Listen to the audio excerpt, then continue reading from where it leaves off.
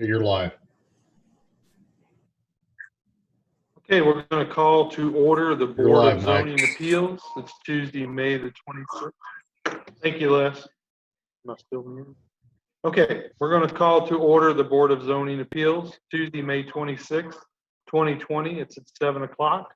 I am in the mayor's conference room. The rest of us are zooming in. Roll call, please. Mr. McCutcheon. I am present. Mr. Stinson. Present. Mr. Clark. Present. Mr. Avery. Present. And Mr. Fox does not appear to be on this call. So All right, thank you. we have quorum. Thank you. Okay, we'll look, the minutes for April the 28th of 2020 were presented. If we have no comments, concerns, corrections, I'll entertain a motion for approval unless you have changes that need to be made. I'd like to make a motion to approve the April 28th, 2020 minutes. I have a motion for approval. Do I have a second? Second. I have a second.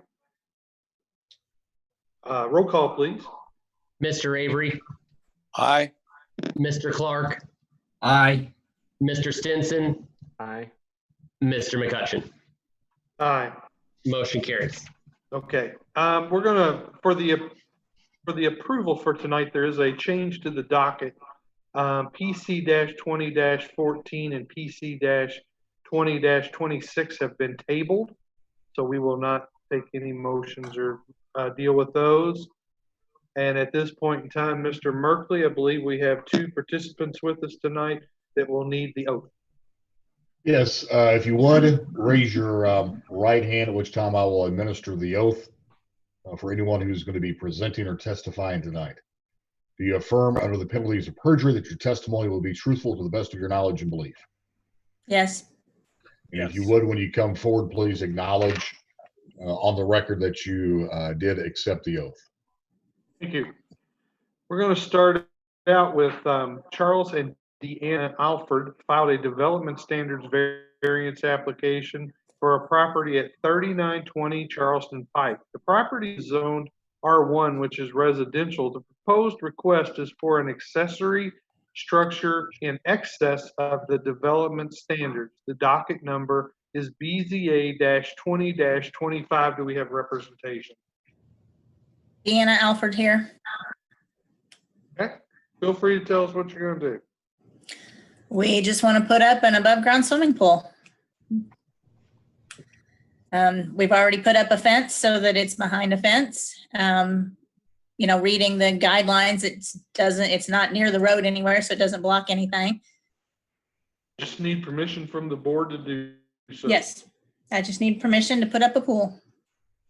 Okay, at this point in time, we are going to open up for public comment. Is there anyone, Chad, that would like to, that does not support the docket? Do we have any information for non-supporters? We do not. Okay, now we'll go to the public side for support. Do we have any public that wanted to support the docket? Chad? We do not. And Shelby's downstairs and there's no one here to speak? We heard from Councilman Matt Owens last week. His parents are nearby residents and they spoke in favor of it and said they would be happy with it in the vicinity. Okay, thank you for that. At this point in time, we'll close public comment and open up for the board. Does the board have any comments, concerns, or questions for the applicant? Nope. If not, are we ready to move for the findings? Yes. Yep. Chad, we're ready for the findings, please. The Board of Zoning Appeals of the City of Jeffersonville, having heard the application for variance described above and all opposition from parties claiming to be adversely affected thereby, does now enter the following findings.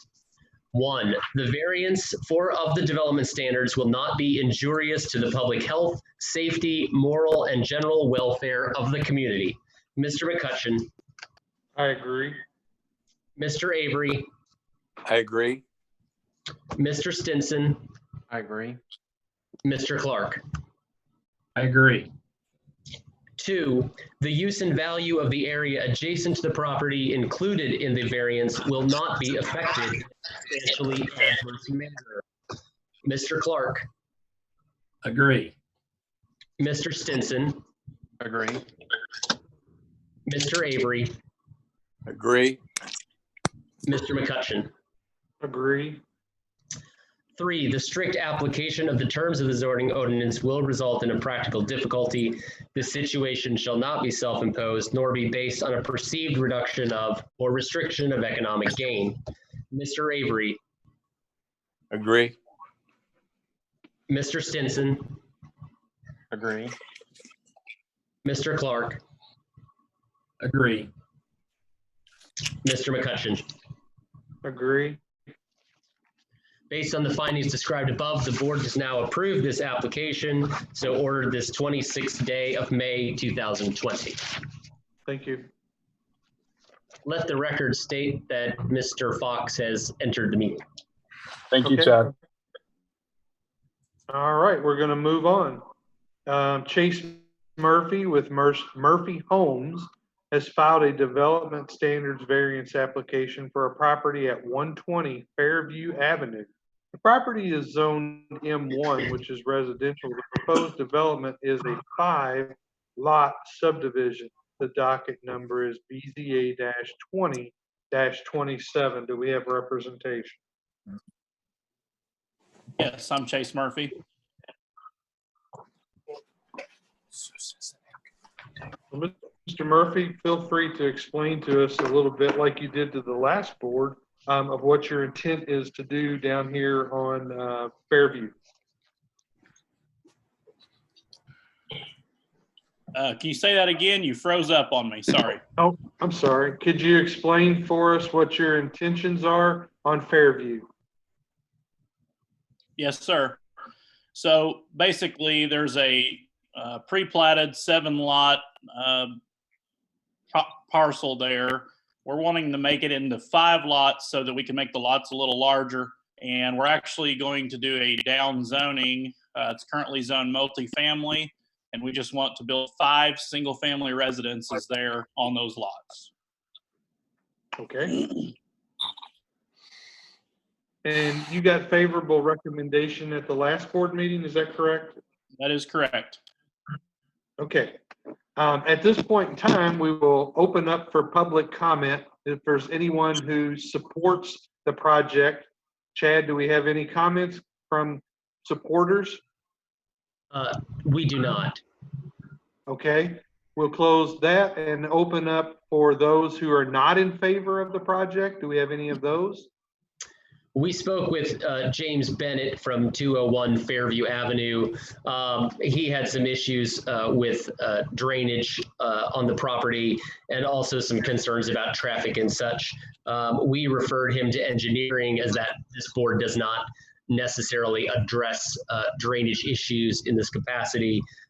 He has not further returned calls or put a statement together supporting or opposing the project. Okay. So. All right, Shelby, anything to add? On Facebook, we had a comment, this was during Plan Commission, but Will Hyatt said, "I live on Fairview. We look forward to this development." Okay, thank you very much. At this point, we will close public comment and open up for the board for any comments, concerns, or questions for Chase.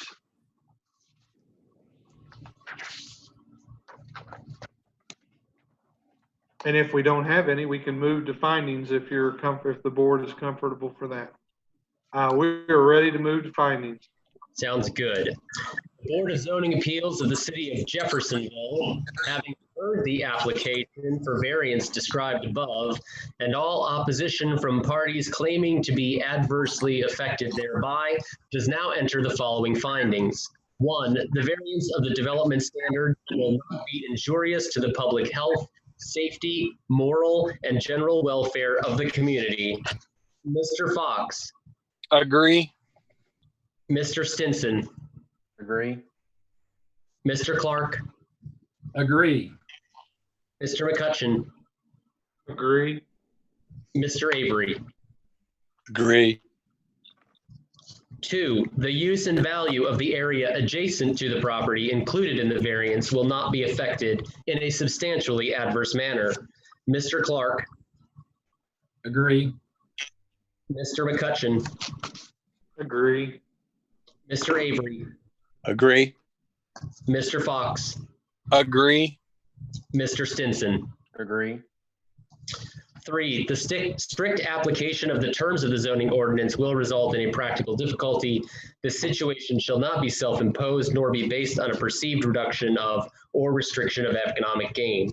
Mr. Fox, Agree. Mr. Avery, Agree. Mr. McCutcheon, Agree. Mr. Stinson, Agree. Mr. Clark. Agree. Based on the findings described above, the board does now approve this application. So ordered this 26th day of May, 2020. Thank you. Thank you, guys. I appreciate it. All right. At this point in time, that concludes the docket. Any reports from Director? Chad, do you have anything to add? I will say I announced this to the Plan Commission earlier, but since a couple of you weren't on there, the next month we are going to kick off a complete zoning code revision where we will be taking our existing zoning code, combining it with the subdivision ordinance to create a unified development ordinance, or UDO. In the past, we had been talking about hiring a consultant to do this, but given the city's, given the COVID virus and the potential sort of loss of funds here at the city, the planning department is looking to do this in-house. It will be probably a year long, maybe a little longer than that process. And we'll be asking for some help from you guys in the future, but we will give an update on that full sort of update presentation on that next month at the Plan Commission meeting. So those of you who aren't on the Plan Commission may want to actually get on that a meeting. So we'll let you know about that so then I don't have to give the presentation twice. So sort of the big announcement of some things that are coming up. So. And would you expect that some of, with some of the tabled projects that we will continue to be busy in the months ahead? It's very hard to say. I don't have a whole lot of things that are maybe coming in for next month. Okay. But with some of the tabled items, it could be a healthy docket. Okay.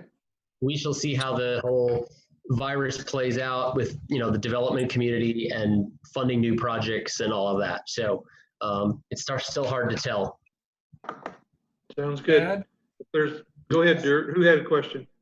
I did. Chad, can you tell me what the situation is with Speedway on Veterans Parkway? Oh, we still continue to table that item until we can have an in-person meeting. That has been the advice of the lawyers in that case. Okay. So if we can have an in-person meeting at the end of next month, we may see the Speedway case back. And I think Mr. Merkley in the Planning Commission meeting had advised that there will be some new directive or order possibly June the 13th that the governor may, so we don't really know what we'll be faced with next month, but we're getting there. We appreciate all of your guys' time, and if there's nothing else further to add, we'll move for a motion to adjourn. Motion to adjourn. Thank you. You guys have a great one. Thanks for participating.